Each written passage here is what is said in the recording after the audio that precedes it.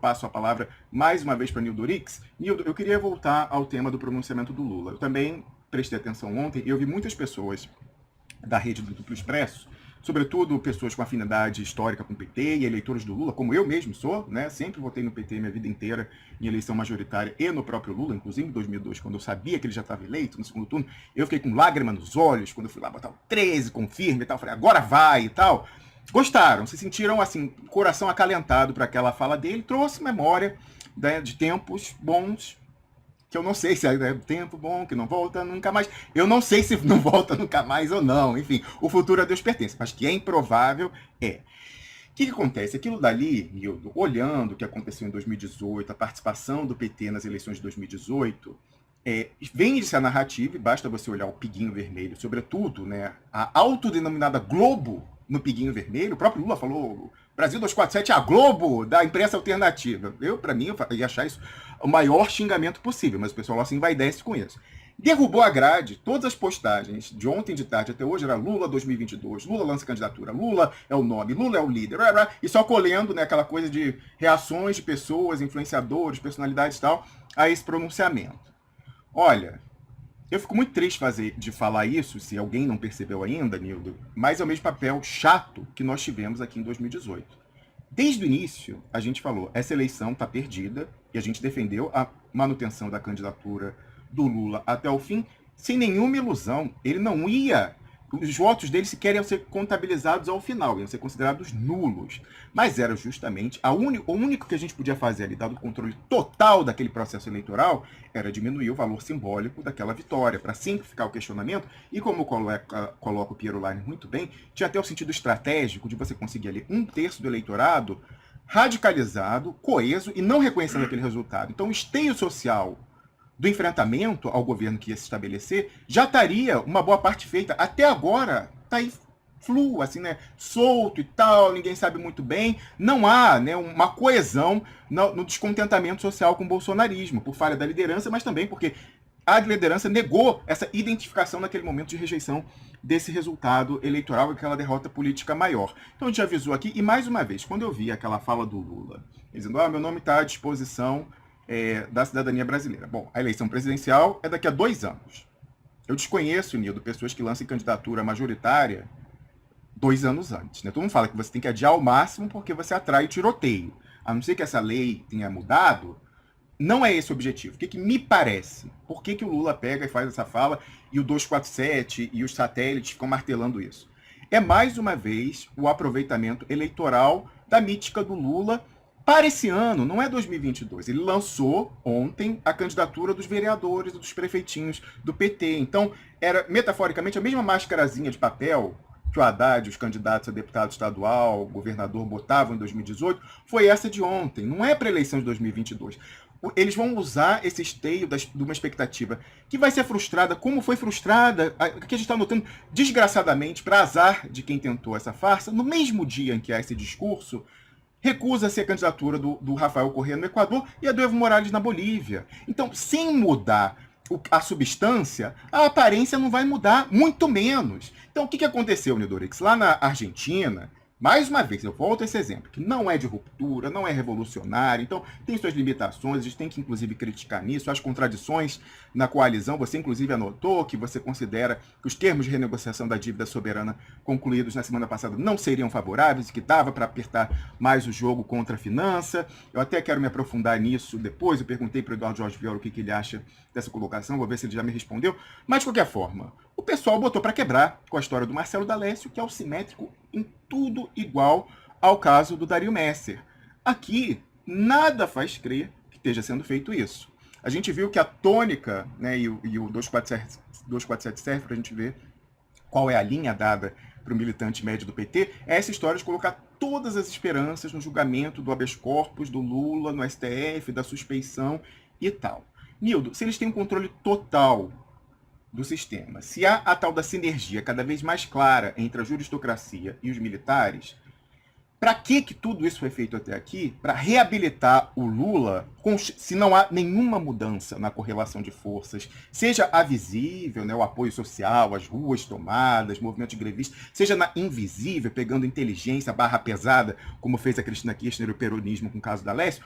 Por que eles iam fazer marola no jogo? Não faz sentido. Ainda mais quando a gente vê o seguinte.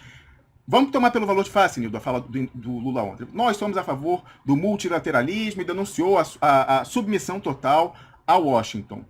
É tão importante o que ocorre na América do Sul e no Brasil, inclusive com esse financiamento da receita do tráfico de drogas e armas na Tríplice Fronteira, que não vai ser dado ao eleitor brasileiro dizer, não, a gente vai dar agora uma guinada no transatlântico, não queremos mais essa subordinação e as riquezas nacionais do Brasil, as naturais e o nosso sangue da superexploração, deixar de amortecer a queda lá no imperialismo, com a emissão lá sem lastro de dólares, e ainda tirar o financiamento, ou boa parte dele, desse mecanismo barra pesada da extrema-direita israelense e o seu esquema em Washington, D.C.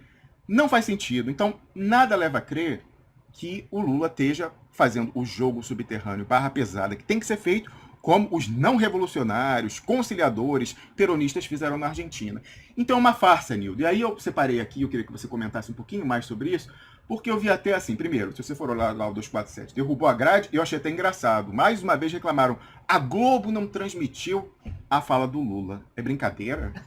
Não, é brincadeira. Sério, a matéria de destaque nessa manhã era Globo, Rede Globo não transmite. Ah, tá aqui, ó, vou botar na tela. Não é exagero meu, veja aqui. A matéria com destaque máximo lá no 71 é Globo ignora discurso histórico de Lula no 7 de setembro. Sem comentários. Mas o comentário que eu queria trazer, Nildo, assim, o Flávio Dino, governador do Maranhão, que nutre ambições, né, se candidatar em 2022, o que quer que isso queira dizer, para o que quer que valha uma candidatura nesse marco atual. E ele fala, ó, Flávio Dino diz que a candidatura de Lula à presidência seria o melhor caminho. Você falava aí de cinismo, Nildo Orix. O Flávio Dino foi a mesma pessoa, ele que foi parlamentar e ele que relatou, ou foi um dos autores da lei da ficha limpa, foi a mesma pessoa que garantiu que o Lula seria candidato em 2018, interessadamente. Eles alimentam essa expectativa já contando com a frustração, mas para usar uma carcaça eleitoral, né, que tem um piso baixo, um piso alto, perdão. Aí tá aqui, ó, mais uma vez, né? Como pode isso? Ele mudou a correlação de forças no Dorix, mudou a composição do judiciário, da justiça eleitoral. Daqui, ó, 25 de janeiro de 2018. Nosso mal é ter memória. Flávio Dino diz que brecha na ficha limpa ajuda Lula a recorrer. O governador do Maranhão afirmou que o julgamento do TRF4 foi claramente politizado. E aqui, várias vezes, ele fez pronunciamentos dizendo, não, o justiça eleitoral é uma coisa, e eu que relatei, sei que há essa brecha na lei, uma cláusula que permite que ele concorra e tal. Aí você veja, o mesmo Flávio Dino, depois de uma entrevista para a Folha de São Paulo, um pouco depois, falando, não, a candidatura do Lula não vai dar, insistir é um derrotismo, ó, insistir em candidatura de ex-presidente é derrotismo, segundo Flávio Dino. Como é que a pessoa... Ah, tá cortado aqui, ó.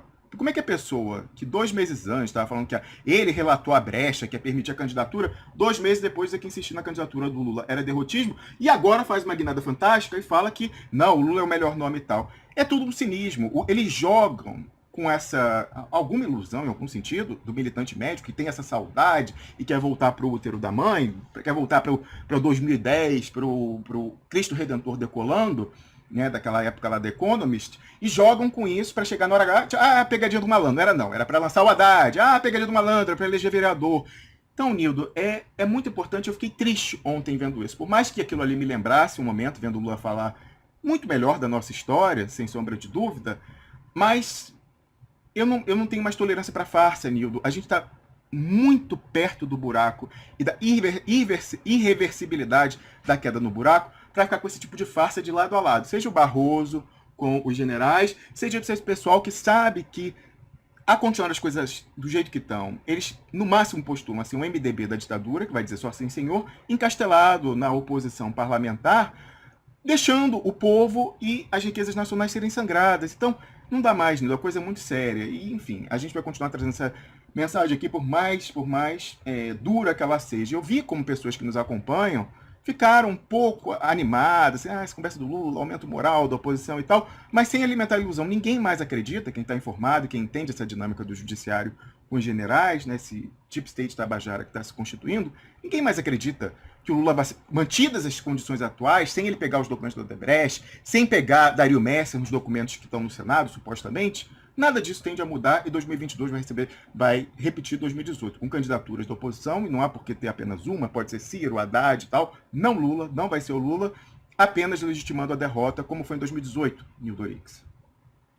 Bem, Romulo, você fez uma crônica aqui que implica no seguinte.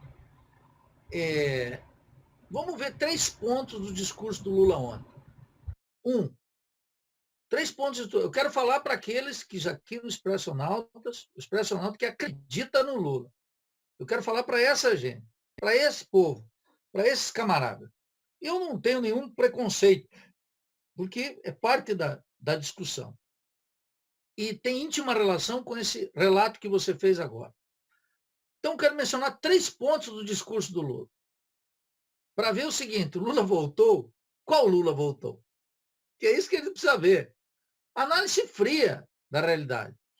O Lula está propondo um novo contrato social. A expressão é dele, não é minha. O que ele teria que fazer? Um novo contrato social supõe um acordo na sociedade.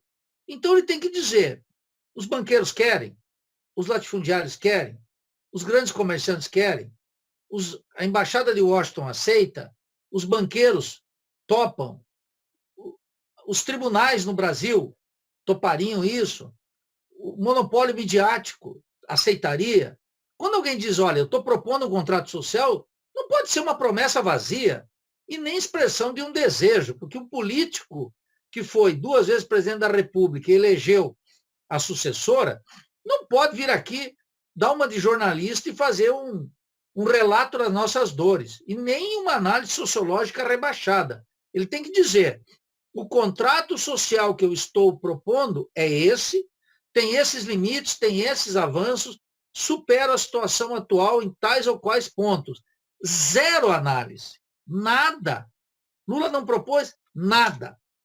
Segundo ponto, olha, a política econômica atual não serve, a gente já sabe. O Lula não precisa dar um discurso para dizer. Ele teria que dizer qual a política econômica que eu quero propor alternativa. E dizer lá os pontos. O que eu vou fazer com a dívida? Como é que eu vou estancar? 2, o que eu vou fazer com uma economia exportadora? Muito concreto. 3, como recuperar a indústria, se isso for possível, etc. 4, como criar infraestrutura. 5, como ter um controle da Amazônia que não seja esse. Para quê? Quem são? Como é que vamos fazer? Nada. Lula não disse nada sobre isso. Assistam. Aquele lulista aqui, que está dizendo que ainda acredita no Lula, tem que parar para ouvir. E terceiro, mais importante, Rômulo, o Lula convocou o povo, deu um protagonismo para o povo no discurso dele? Não.